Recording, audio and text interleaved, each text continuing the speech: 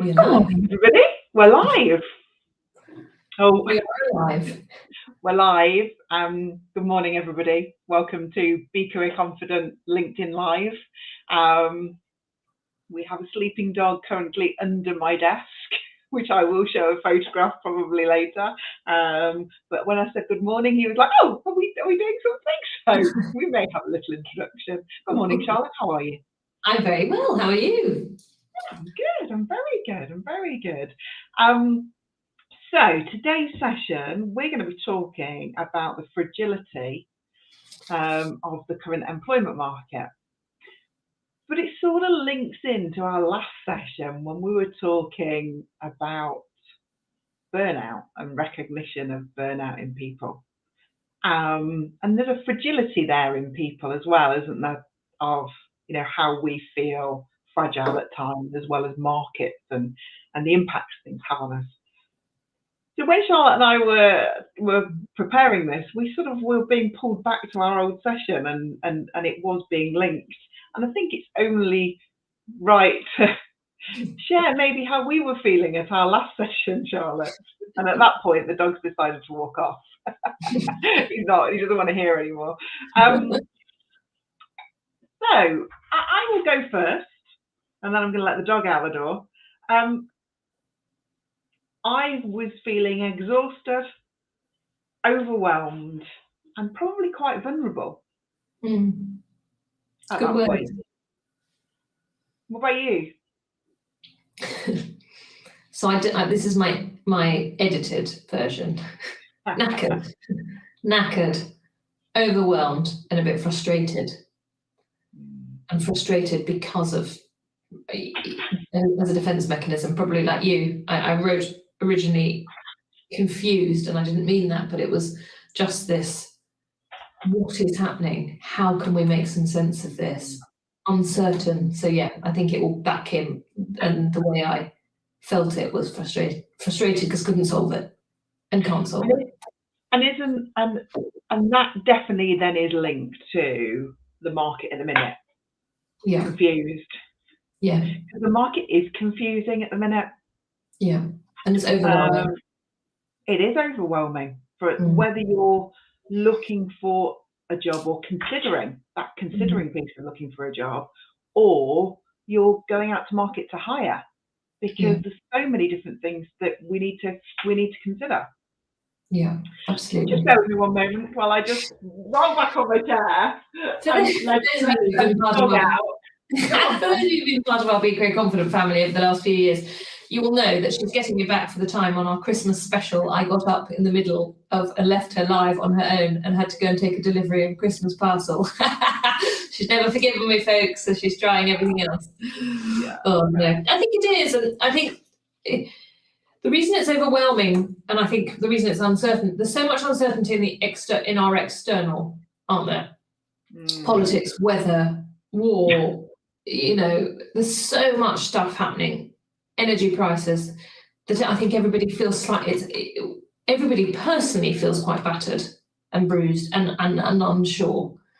You then stick that in an employment sector, and all of those feelings are reflected, because it's similar to when we were in COVID. And do you remember how everybody felt we were all quite protective of our own island and our own systems? It's like, this is how I'm running my household that works, and that doesn't work for me. And we became a bit defensive and a bit closed. Whereas now we're bringing that uncertainty and that feeling of the external factors and putting it in an employment setting. And I think we talked, didn't we, Ruth, in saying how do we manage this? How do we deal with this fragility? We have to find some clarity around our employment, don't we? We have to find that clearly defined, simplified version of what we're looking for if we're an individual and what we're looking for if we're a business. And that's hard with all the noise. It's finding the space, it's finding the quiet to be able to do that. Yeah, and I think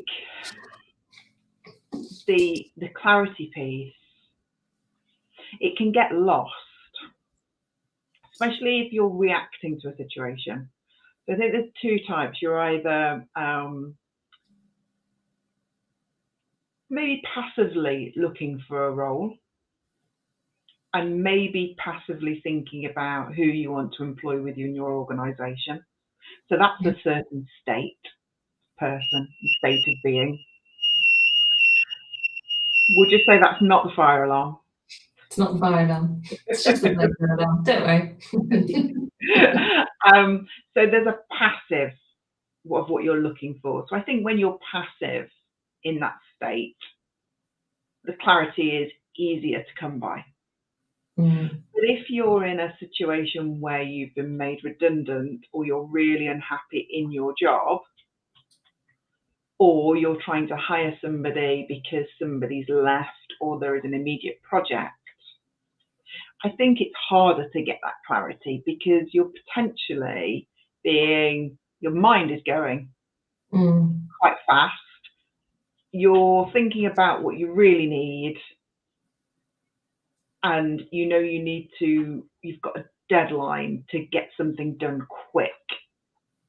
Yeah. So the clarity piece I think that can get lost when it's not a passive state. When it's more in a reactive state, you're reactively going out there because this has to be done. Yeah. And I think there's for some reason there seems to be an imbalance there seems to be a thrashing around in that reactive state. And when we do that, you can't make good decisions, and you don't make decisions because you go down a route and then you go, oh, I'm not sure, I've changed my mind, and you try something else and you go down and you change your mind again. And that's happening, isn't it, from a business point of view and from an individual point of view, because we're not actually allowing ourselves the space to make a decision. There is opportunity, there's a jobs, there are loads, it's not like we're sitting here going, God, all doom and gloom, there's no jobs, there's no work, everyone's going to be out of work, there's loads of work. It's, come on, guys, slow this process down and do this properly, isn't it? Yeah. And I think that what always works for me is the simple task of writing down on the left-hand side of a page, what do I really need? Depending on what's happening, it's either what my non-negotiables are. So if I'm hiring, what's the non-negotiable? That's the thing that I need.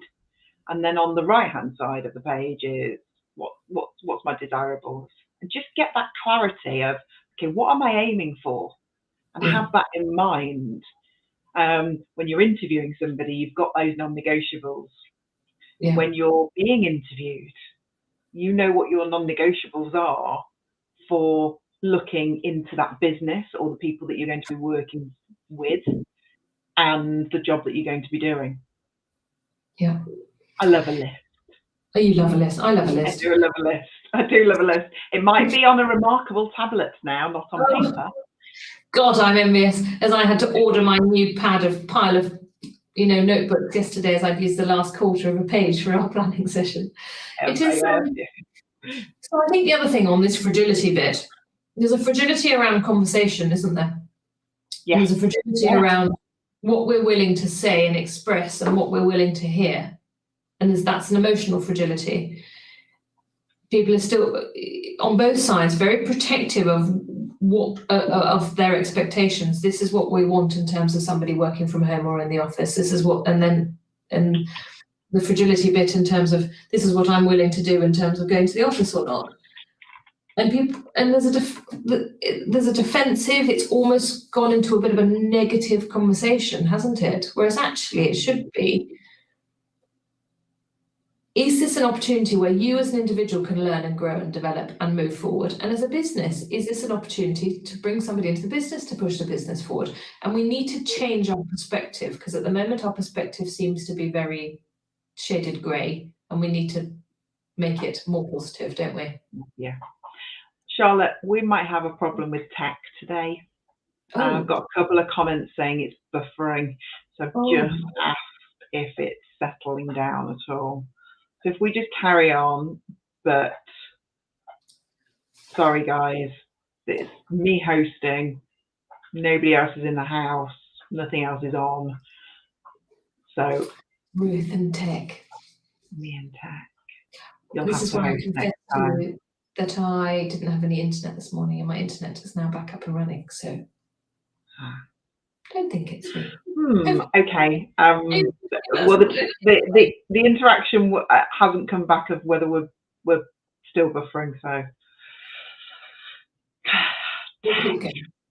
we'll keep going. Breathe. So we've got to change this conversation. Many years ago, I remember working in the city when the banks were crashing, and it was right. What do we do? Everything was so negative. Everything was so downhearted, and it was so tough for so many people. That it was like, actually, how do you go? How do you keep going? How do you move forward? In any crisis, how do you move forward? It's like there will be little bits of positivity that we can talk about. There will be little bits that we can focus on, personally, professionally, whatever. And that's definitely required at the moment to try and shift this dialogue to being more positive. I think that's, Don't give ourselves the mental space to work out what we want. We can't put a positive spin on it because it's all negative. Like you said, it's all that reactionary. Oh God, I need a job. Oh God, we need somebody. We're struggling. We're going to go bust because we haven't got enough people. Can't find anyone. We've offered 10 people. They've all declined. We're stuck in that. And it's like, right, stop. We need to shift our conversation and our rhetoric. But I think the other thing, Ruth, by having that pause and by having that reflection, we can then work out, one of the things we said is what's going to keep people within a business at the moment. What's going to keep a business happy? What's going to keep them motivated? And what's going to encourage people to come and work within the businesses? It's this values bit still. And 100%. The last 3 years have shown us that personal values and values of a business seem more important than ever, don't they? Yeah, and they have to be aligned. What you want as an individual and what businesses, how they're set up, there needs to be that alignment of what I'm looking for matches what as a business you stand for and what you're aiming for. Spoke to somebody this morning, and they're promoting jobs for life. And it was really interesting because when he said it, he says, I've not heard this phrase, but we're promoting it. We know we can give people jobs for life. Oh my gosh, I haven't heard that. It's been the opposite. Yeah. But they're going out into their community now and saying, we can offer you jobs for life. Yeah. And the people in the community are wanting a job for life. So there's that alignment with what people are looking for. Well, particularly when there is this fragility and when there's the uncertainty, the stability is so refreshing to hear that. Yeah. Don't worry, we'll look after you. It's stable, it's secure. You'll be here for as long as you need to be here. Isn't that comforting? Yeah. Isn't it what we all want after what we've had? Yeah. And I think they're not being flippant by saying, it's going to be jobs for life, whatever. There will be changes. The businesses will evolve. Things will happen. Your job might change. Training and development, different things could happen. But their whole long-term goal is that business will still be there. Yeah. In however many decades. So here's an interesting one for you. Do you feel that values and that culture and that environment of a business is as true and genuine as it was prior to lockdown? I think it's stronger. I think it's stronger now because I think people do have clarity on what they want of big picture. So I think it's forced people to really look at what their company stands for and what they're trying to attract, and also as individuals what they're looking for. But what I will say is I think it changes, and I think it's changing quite quickly. So what you were probably looking for pre-COVID changed in COVID, Yeah. then changed again last year, and then will probably change again. Yeah. I agree with you. I think it's stronger, but I think people are talking about it less. In terms of a recruitment marketing and recruitment searching tool, I think people are talking about it less. The job seems to be, this is what I need it to do, and these are the hours I need it to fit. I'm Right. finding that from Okay. an individual. And a business is saying, we need somebody who's willing to work these hours, whereas actually, maybe that's the thing, maybe that's our job, is to, with the fragility bit, is to help that conversation of actually the values again. What is it you want long term? What is it personally you need? Not just what hours and what tasks and operational duties, because it's the big picture, isn't it? It's the real big picture. Yeah. So how do we move forward? What can we do? What do we need to continue doing? What should we not stop doing to really push this on? I think, you know how you always say pause? Yeah. You always say, let's pause and just consider. It is that reactive and that passive state, isn't it? Yeah. Really, for me. So I think there's several elements to this. I think there is and actually there's the bigger picture, isn't there? Of right now, you might not be looking to move job, and right now you might not be looking to hire.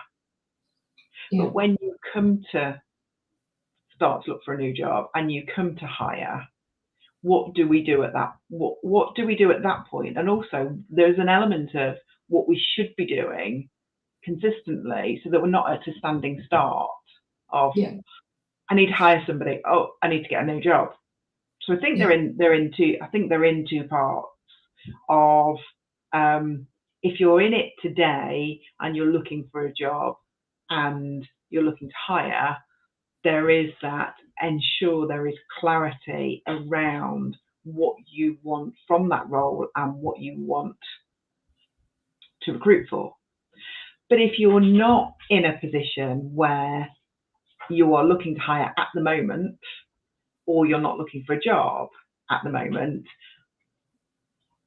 for continuous career planning, we need to be doing certain things consistently. And I can step on my high horse about working within the community.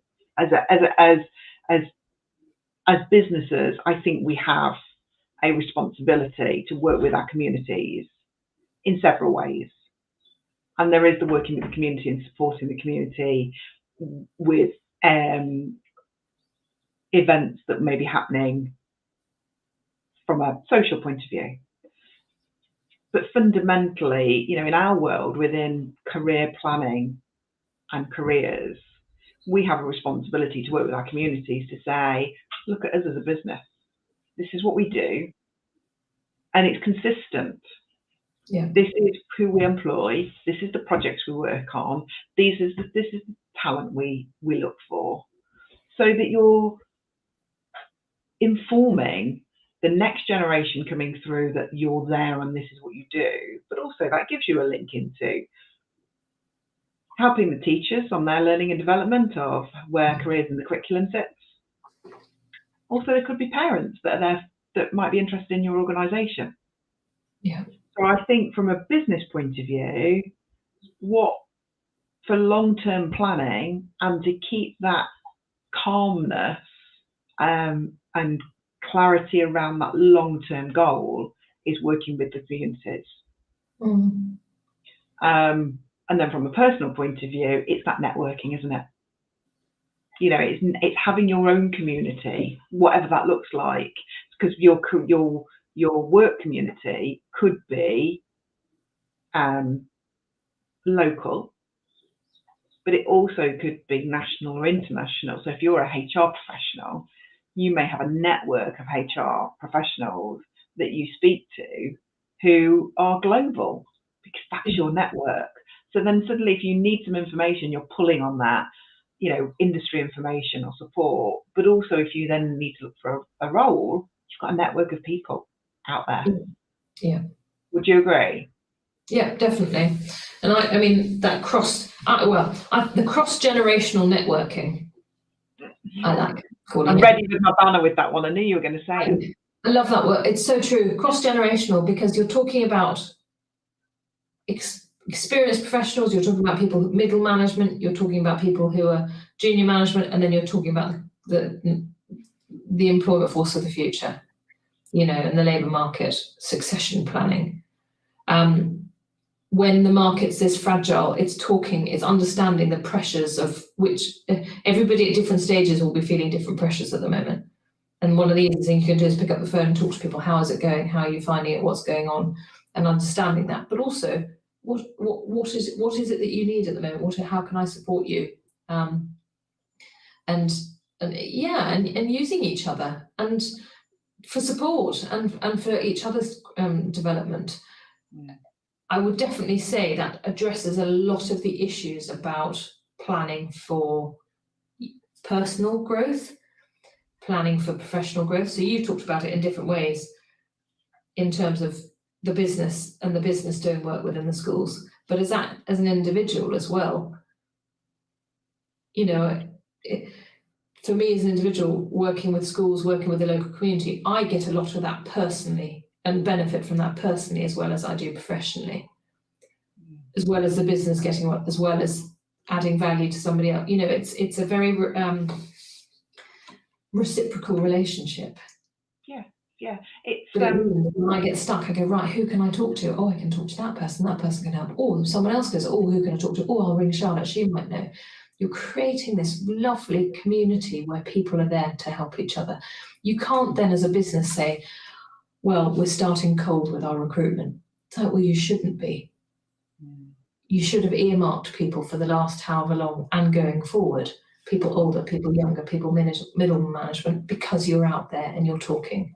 It doesn't, I remember years ago, you were there as well, we were at a team conference, and I remember one of the speakers was talking about, when you need to advertise and recruit somebody new in the business, why is it you go out to sea and chuck your lobster pot into the middle of the sea and start from cold, when actually you could talk to all the other boats in the harbour before you go? It was like, yeah, that's so true. Sorry. Is it eating something? Yeah, I'm here. Yeah. No, it is. And this is talent pipelining, isn't it? And I think people think about talent pipelining as this massive thing. You hear it in the industry, they're big organisations and what they're doing. But small organisations, I appreciate it takes time, but that's within your local community. Yeah. And that is just identifying what is the best way to inform and consider it as your learning and development as well. So I think one of the reasons why people feel more fragile about their market is we had a period of time where we couldn't do this and we couldn't get out there and do work with others and talk to others and just be building those relationships. But I would also say that post-COVID, I think people are more reticent to spend their time doing that, giving up their time for free, giving up their time to volunteer, giving up their time to speak, giving up their time to work within the community, whether that's professionally or personally. And please excuse me if you take offence to that, I don't mean it as a personal criticism. I have just noticed that people see, in my world and in my network and in my friends and family, people are more reserved about doing that. And that's an issue. It is. Because it's going to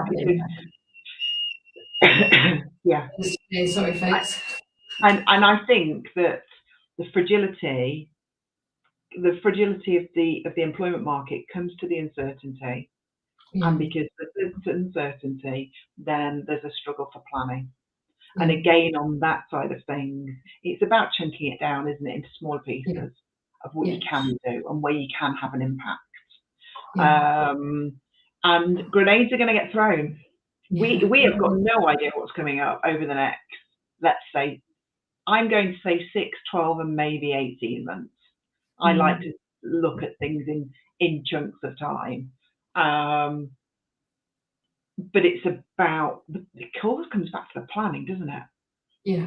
You've got that list, you've got that plan, then you can eliminate the fragility, how you feel. Yeah. On that fragility piece. Yeah, and I think that planning, you know, God, just quickly let's equate that to when you're going to buy a house. You don't suddenly go, right, I need to buy a house, and you start from cold. You just do it over the years, quietly in the background. That's your plan, and your plan could be, right, quietly over the years, I'd like to bring somebody else into business, or quietly, I'd like to be thinking about, you know, moving jobs. So I like that. Yeah, I like that. Gentle planning. So we talked, what's going to happen in the market, folks, we don't know, but we will make sure that we are absolutely ahead of the game. We're telling you what we think it is. At the moment, we're in this very confused, very awkward stage. There are still loads of jobs, but it's just more complicated. So help us by planning, help us by finding the clarity. If you want support to do that, obviously you can reach out to Ruth and I, or you could get in touch with any of the Be Career Confident associates. We obviously hear every month. We will be keeping a very close eye on the next 6 months, 12 months and 18 months. We will make sure that we're ahead of the game and be able to tell you. We've decided for 2023 that we will run quarterly series. So the first quarter of the year is career development and planning. Ruth? It is. Career planning. Career planning massively. So we will be spending January, February, March looking at those and addressing those, talking. We'll obviously have one live series or a session a month, but we will also be running workshops in the last quarter. So in March, we'll be running workshops. We'll have articles coming out just to make sure that, again, whilst we work through whatever's coming, that we are there to support you and support you fully. But I think we're good, Ruth, aren't we? We'll get there. And so I apologise for buffering. I'm not sure. Yeah. If we will watch back now and see whether people could hear us or not. And we will be back in December. Are we back in December? We are. We're doing a brief. We're doing a brief end of year summary and planning for 2023 in December. Can you believe we're December? That's very strange. So our top tips are for seeking clarity, just try and have a plan. Yeah. And have it clear in your own mind what you're looking for. Charlotte, as ever, it's been lovely to see you with our additional benefits of alarms and dogs and buffering.